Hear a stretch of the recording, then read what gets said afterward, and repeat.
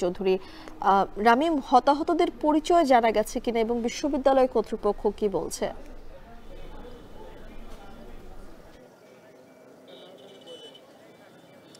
মিম, সাজেকে আজকে দুপুরে যে দুর্ঘটনা ঘটেছে তাতে কিন্তু খুলনা বিশ্ববিদ্যালয়ের ফিজিক্স ডিসিপ্লিনের 21 ব্যাচের একজন শিক্ষার্থী রিঙ্কি নামের উনি কিন্তু নিহত হয়েছেন।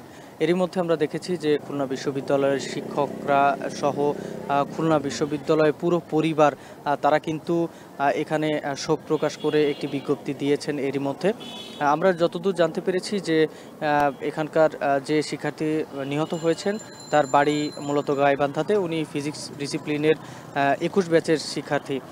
এখানে আমরা যতদূর জানি যে গত 24 সেপ্টেম্বর কিন্তু সেশনাল ট্যুরে এই ডিসিপ্লিনের সকলেই কিন্তু তারা গিয়েছে এবং সেখানে কিন্তু তারা প্রথমে সাজেক যাওয়ার কথা ছিল, সাজেক থেকে কিন্তু তাদের যাওয়ার কথা ছিল কক্সবাজার।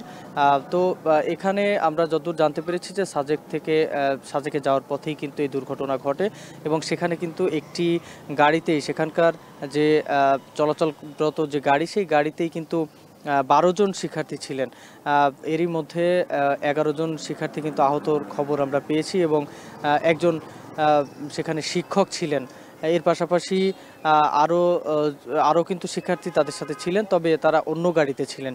মোট কিন্তু 38 জন শিক্ষার্থী এবং 4 জন শিক্ষক এবং 2 জন বিশ্ববিদ্যালয়ের স্টাফ, তারা সব মিলে মোট প্রায় 44 জনে কিন্তু এই ট্যুরে গিয়েছিলেন।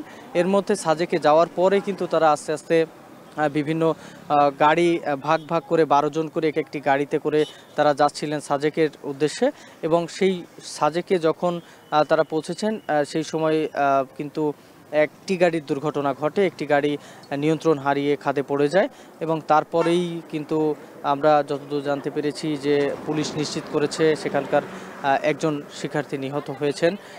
এখানে আমরা বিশ্ববিদ্যালয় কর্তৃপক্ষের সাথে কথা বলেছি, তারা বলছেন যে এখানকার ছাত্র বিষয়ক পরিচালক যিনি আছেন তিনি কিন্তু এরই মধ্যে কিন্তু রওনা দিয়ে দিয়েছেন সাজেকের উদ্দেশ্যে।